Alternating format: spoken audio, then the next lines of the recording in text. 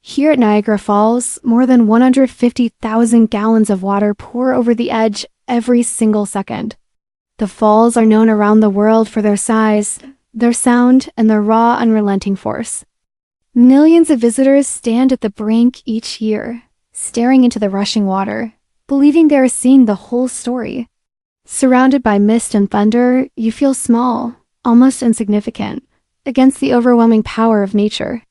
But what most people never realize is that the ground beneath their feet tells a very different story. Hidden below the roar of the falls lies a vast engineered world, one that was built, sealed, and nearly erased from public memory. This is the story of the hidden power beneath Niagara Falls. More than a century ago, Niagara Falls was already one of the most recognizable natural landmarks on Earth. People traveled for days just to witness the water plunge over the cliffs and feel the tremor of the ground beneath them. But even then, not everyone came for beauty alone. Some looked at the falls and saw something else entirely. They saw energy. The sheer force of the river was impossible to ignore, and to a growing group of engineers, investors, and industrial planners, it represented an opportunity waiting to be claimed. At the surface, visitors saw chaos, endless motion, water crashing violently against rock. Beneath that surface, however, a quieter and more deliberate way of thinking was taking shape. Engineers began asking dangerous questions. How much energy was being wasted every second? Could that force be controlled? And if it could, where should it be sent? The answers did not lead upward toward towering machines or visible structures. Instead, they led downward, deep into the rock beneath the falls. According to early reports and later recollections, local workers and settlers began noticing strange changes near the riverbanks. Small trenches appeared where water once flowed freely. Narrow channels were carved into stone and then quickly concealed.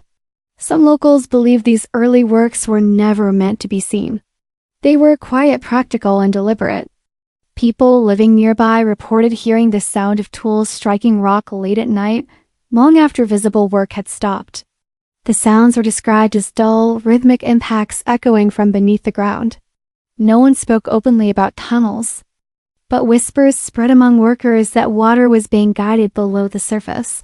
The earliest attempts to harness Niagara's power were cautious. There were no massive projects or public announcements. Instead, shallow conduits were cut into the rock to test whether the river could be redirected. These early channels were small and limited, but they proved something critical. The water could be controlled. Once that realization took hold, excitement and fear grew side by side. Some worried that interfering with such a powerful natural force could trigger disaster. Others saw profit, progress, and industrial dominance hidden just beneath their feet. Over time, these modest changes accumulated. The land around Niagara Falls did not transform all at once. It shifted slowly, deliberately. Beneath paths, factories, and open ground, rock was cut away piece by piece. According to some accounts, many workers never knew the full purpose of what they were digging. They followed instructions, carved stone, and moved on, unaware they were contributing to a much larger system. But these early efforts were not without setbacks. Water pressure was unpredictable. Some tunnels flooded shortly after completion. Others weakened the surrounding rock, forcing passages to be sealed and abandoned. Without advanced tools or long-term planning, these experiments slowed. They did not disappear, but they went quiet. When European explorers first reached Niagara Falls, they were not thinking about industry. In 1678, French explorer Father Louis Hennepin published one of the earliest written descriptions of the falls. He described them as violent and overwhelming, a force beyond comprehension. For decades afterward, the falls remained largely untouched. Small settlements formed nearby, but the river was feared and respected. Communities relied on fishing, trade, and farming. Admiring the falls from a safe distance. By the 18th century, attitudes began to change. As populations grew and industry expanded, settlers experimented with mechanical mills. These early systems used visible water channels and wooden flumes to drive simple water wheels. They were easy to build but fragile and limited. As demand increased, mill owners pushed for more reliable solutions. Some began carving short passages into rock to feed water directly into wheel pits. These tunnels were crude and dangerous, cut by hand in tight, uneven spaces. Progress was slow, but the results were undeniable. Underground construction worked up by the early 19th century. It became clear that improvised tunnels were no longer enough. Industry demanded scale. In 1853, the Falls Hydraulic Power and Manufacturing Company began cutting a hydraulic canal unlike anything attempted before. This was not an experiment. It was a commitment to reshape the ground itself. After 8 years of dangerous labor, the canal was completed in 1861. From it, smaller tunnels branched outward beneath factories, delivering controlled water flow to massive wheel pits. Gates were installed to regulate pressure, allowing multiple factories to draw power simultaneously. These tunnels formed a hidden layer beneath the city. Some workers reportedly traveled between buildings underground rather than at street level. Conditions were brutal: darkness, flooding, collapsing rock. Yet the system became the backbone of Niagara's industrial growth. Paper mills, chemical plants, and manufacturers all depended on water flowing through unseen passages below their floors. Visitors above had no idea what was happening beneath them. By the late 19th century, however, mechanical water power reached its limits. Engineers began searching for something more flexible: electricity. Niagara Falls became the battlefield for a global debate between direct current and alternating current. Thomas Edison backed DC.